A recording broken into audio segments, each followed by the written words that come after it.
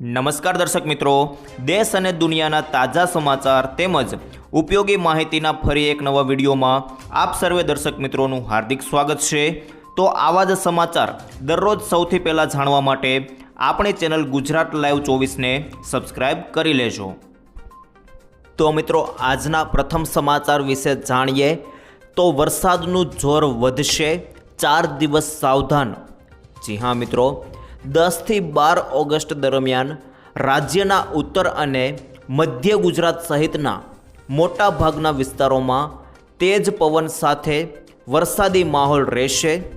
આ સમયગાળા દરમિયાન ગાંધીનગર, વાવ, થરાદ, બનાસકાંઠા, પાટણ, મહેસાણા, અરવલ્લી, સાબરકાંઠા, ખેડા, પંચમહાલ, દાહોદ, મહીસાગર અને વડોદરા જેવા જિલ્લાઓમાં 30 થી 40 કિલોમીટર પ્રતિ કલાકની ઝડપે પવન ફૂંકાવાની સાથે ભારે વરસાદની આશંકા છે।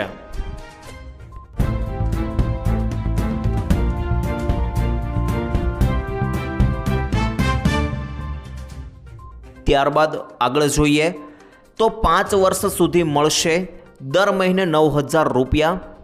જી હા મિત્રો, જો તમે અને તમારા જીવનસાથી એવી સુરક્ષિત રોકાણ યોજના શોધી રહ્યા છો જેમાં દર મહિને નિશ્ચિત આવક મળતી રહે, તો પોસ્ટ ઓફિસની મંથલી ઇન્કમ સ્કીમ એક સારો વિકલ્પ બની શકે છે। આ કેન્દ્ર સરકાર સમર્થિત સ્મોલ સેવિંગ્સ યોજનામાં પતિ પત્ની સંયુક્ત ખાતું ખોલીને રોકાણ કરી શકે છે અને મહત્તમ મર્યાદા સુધી રોકાણ કરવા પર દર મહિને 9,250 સુધીની નિશ્ચિત આવક મેળવી શકે છે। હાલના નિયમો મુજબ સંયુક્ત ખાતામાં કુલ રૂપિયા 15 લાખ સુધીનું રોકાણ કરી શકાય છે। જો દંપતી આ મહત્તમ મર્યાદા સુધી રોકાણ કરે તો તેમને વર્ષ દરમિયાન 1,11,000 રૂપિયાનું જે વ્યાજ છે તે મળવાપાત્ર થાય છે, એટલે કે દર મહિને 9,250ની નિશ્ચિત આવક મળશે અને આ યોજનામાં 18 વર્ષ કે તેથી વધુ ઉંમરનો કોઈ પણ ભારતીય નાગરિક ખાતું ખોલાવી શકે છે। ઉપરાંત 2 અથવા 3 પુખ્ત વ્યક્તિઓ મળીને સંયુક્ત ખાતું પણ ખોલાવી શકે છે।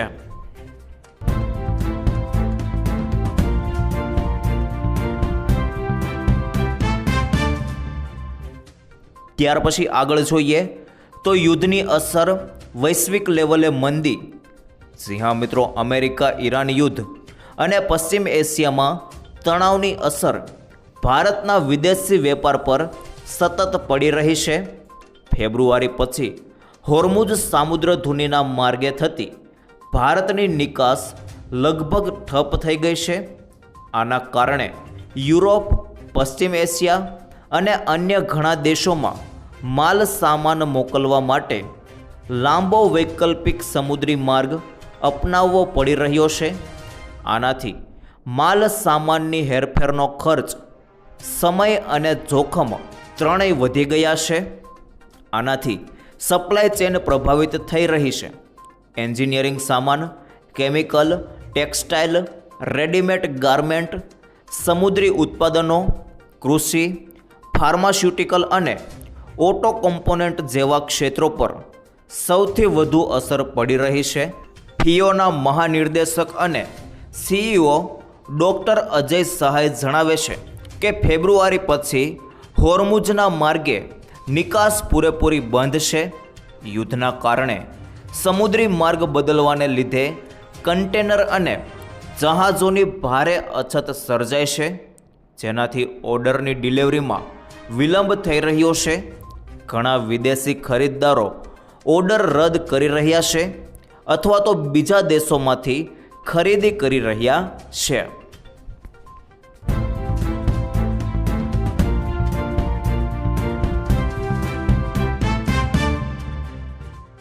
ત્યાર પછી આગળ જોઈએ તો આટલી વસ્તુઓ મોંઘી થશે। જી હા મિત્રો, સપ્ટેમ્બરથી રોજિંદા વપરાશની વસ્તુઓ થશે મોંઘી। એફએમસીજી પ્રોડક્ટના નવા ભાવ માટે તૈયાર રહેજો। ગૃહિણીઓનું બજેટ ખોરવાશે।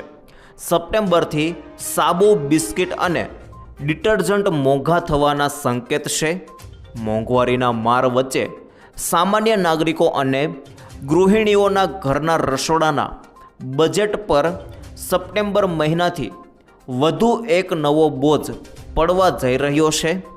દેશની અગ્રણી ફાસ્ટ મૂવિંગ કન્ઝ્યુમર ગુડ્સ એટલે કે મિત્રો FMCG કંપનીઓ પોતાના પ્રોડક્ટ્સના ભાવ વધારવાની ગંભીરતાપૂર્વક તૈયારી કરી રહી છે. પરિણામે સવારના ચા બિસ્કિટથી લઈને રોજિંદા વપરાશના સાબુ, શેમ્પૂ, ડિટર્જન્ટ પાવડર, આ બધા જે પાવડર છે તે તમામ વસ્તુઓ માટે ગ્રાહકોને વધુ ખર્ચ કરવો પડશે. કંપનીઓ મુજબ વૈશ્વિક અને ભૂરાજકીય અનિશ્ચિતતાઓને કાચા માલના પુરવઠા પર માઠી અસર પડી છે. ખાસ કરીને ખાદ્ય તેલ, પામ ઓઇલ અને ખાંડ જેવી મૂળભૂત સામગ્રીના ભાવમાં સખત વધારો થયો છે. સાથોસાથ ઈંધણના વધતા દરોને કારણે પરિવહન ખર્ચ પણ ઘણો વધી ગયો છે. આ તમામ પરિબળોને લીધે કંપનીઓ પર પોતાના પ્રોફિટ માર્જિન બચાવવાનું ભારે દબાણ ઊભું થયું છે.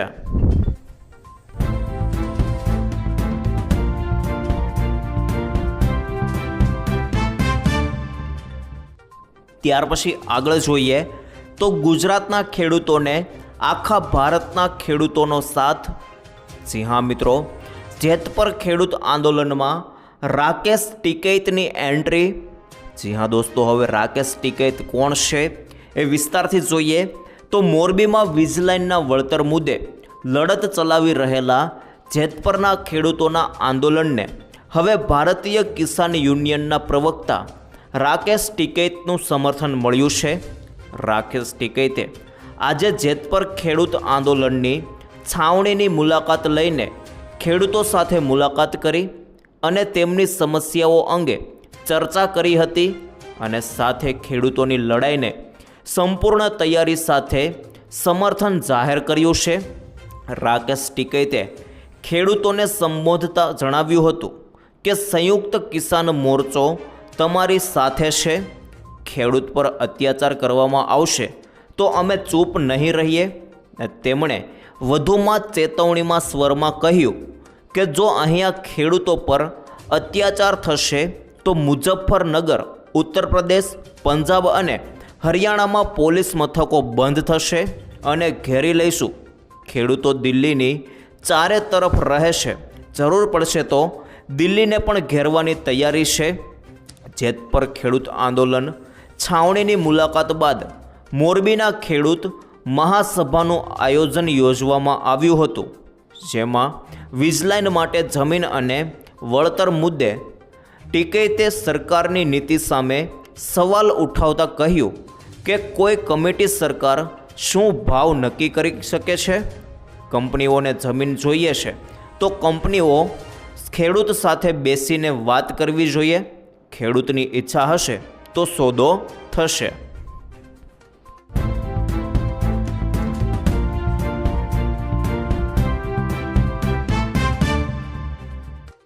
ત્યારબાદ આગળ જોઈએ તો શું 1 તારીખથી 1000 રૂપિયાનો સિલિન્ડર 2900 રૂપિયામાં મળશે?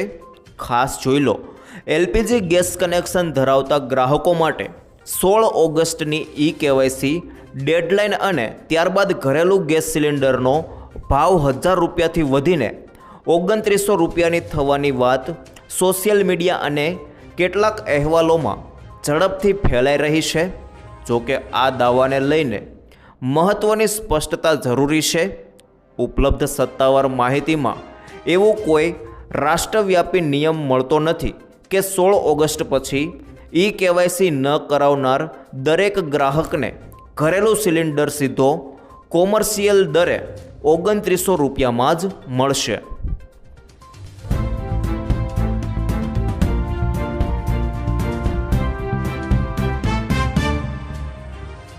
ત્યારબાદ આગળ જોઈએ તો 15 ઓગસ્ટથી વાહન નિયમોમાં ફેરફાર.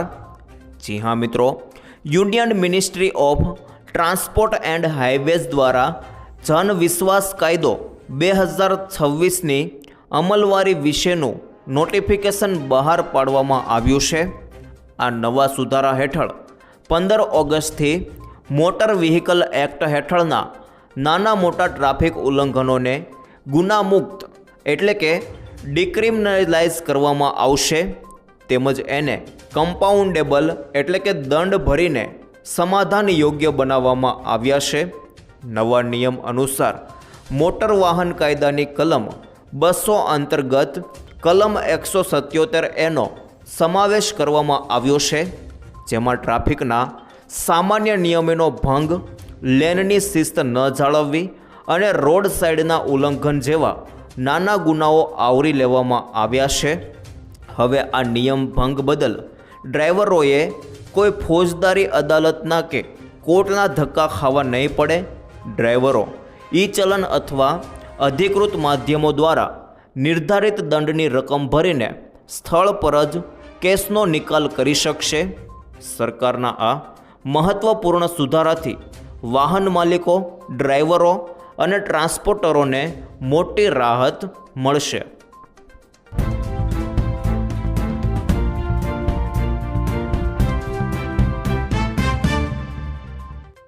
ત્યારબાદ આગળ જોઈએ તો ગરીબ લોકોને ભણવા માટે સહાય. જી હા મિત્રો, પીએમ વિદ્યાલક્ષ્મી યોજના 10 લાખ સુધીની લોન પર 3% વ્યાજ છૂટ. આ રીતે કરો ઓનલાઈન અરજી. તો જોઈ લો મિત્રો, હાયર એજ્યુકેશન એટલે કે મિત્રો ઉચ્ચ શિક્ષણ મેળવવાનું સ્વપ્ન દરેક હોશિયાર વિદ્યાર્થીનું હોય છે, પરંતુ ઘણીવાર પૈસાની તંગી અને આર્થિક મુશ્કેલીઓના કારણે બાળકોને પોતાના પગલાં પાછા ખેંચવા પડે છે. પરંતુ હવે આર્થિક સ્થિતિ કોઈપણ વિદ્યાર્થીના અભ્યાસમાં અડચણ નહીં બની શકે. તાજેતરમાં કેન્દ્રીય કોલસા અને ખાણ મંત્રી જી કિશન રેડ્ડીએ આ યોજનાની પ્રગતિ સાથે જોડાયેલા કેટલાક અત્યંત પ્રોત્સાહક આંકડા શેર કર્યા છે. તેમના જણાવ્યા અનુસાર 21 જુલાઈ 2026 સુધીમાં આ યોજનાના માધ્યમથી દેશભરમાં 1,12,817થી વધુ એજ્યુકેશન લોન મંજૂર કરવામાં આવી ચૂકી છે.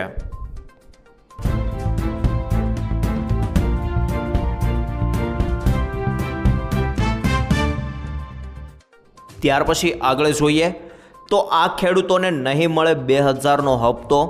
ખાસ જોઈ લેજો મિત્રો, નિયમો અનુસાર ઘણા લોકો આ યોજનાના દાયરામાં આવતા નથી.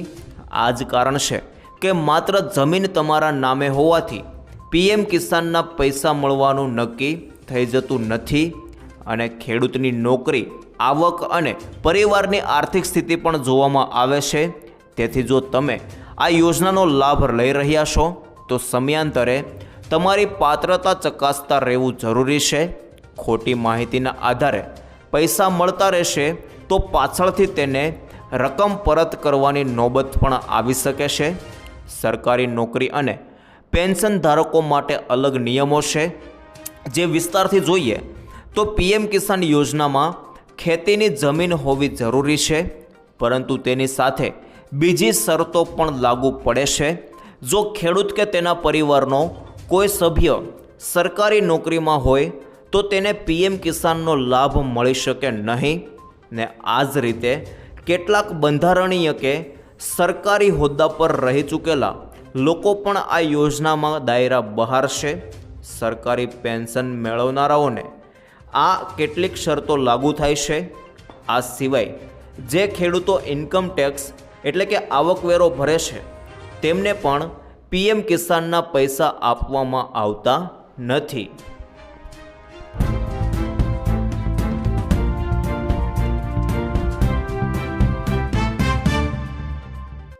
ત્યારબાદ આગળ જોઈએ તો ભારતમાં હવે નોકરીઓ વધશે. જી હા મિત્રો, રોજગારીનો આવશે પૂર. લોકસભામાં પાસ થયેલા આ નવા બિલથી ભારતમાં બદલાઈ જશે મેન્યુફેક્ચરિંગનું ચિત્ર. જી હા મિત્રો, વૈશ્વિક ટેક જાયન્ટ્સ માટે ભારતે ખોલ્યા લાલ જાજમ. ટેક્સના નિયમો બદલાયા અને જાણો દેશને શું થશે મોટો ફાયદો.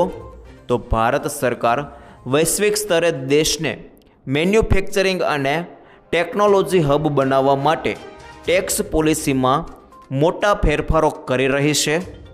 હાલમાં જ લોકસભામાં પસાર કરાયેલ ટેક્સેશન એન્ડ અધર લોઝ એટલે કે મિત્રો અમેન્ડમેન્ટ બિલ 2026 એ દિશામાં એક ઐતિહાસિક પગલું છે. આ નવા બિલનો મુખ્ય ઉદ્દેશ દુનિયાભરની મોટી કંપનીઓને ભારતના લાંબા ગાળાના રોકાણ માટે આકર્ષિત કરવાનો છે, જેમાં ખાસ કરીને 2 વ્યૂહાત્મક ક્ષેત્રો ડેટા સેન્ટર્સ અને ઇલેક્ટ્રોનિક્સ મેન્યુફેક્ચરિંગ પર ધ્યાન કેન્દ્રિત કરવામાં આવ્યું છે.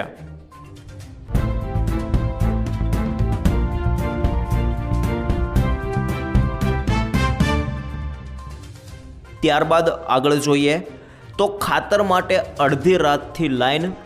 જી હા મિત્રો, ભરૂચ જિલ્લામાં જંબુસરમાં ખાતરની અછત વચ્ચે ખેડૂતોની મુશ્કેલી વધી છે. ખાતર મેળવવા માટે ખેડૂતોને રાતથી જ વિતરણ કેન્દ્ર બહાર કતારમાં ઊભા રહેવાની કરજ પડી હતી. સવારે પોતાનો નંબર જળવાઈ રહે તે માટે કેટલાક ખેડૂતોએ લાઇનમાં ચપ્પલ મૂકીને જગ્યા રોકી રાખી હતી. ખાતરનો જથ્થો મર્યાદિત હોવાની જાણ થતાં કેન્દ્ર પર ખેડૂતોની ભીડ સાથે રોષ અને હોબાળાની સ્થિતિ સર્જાઈ હતી.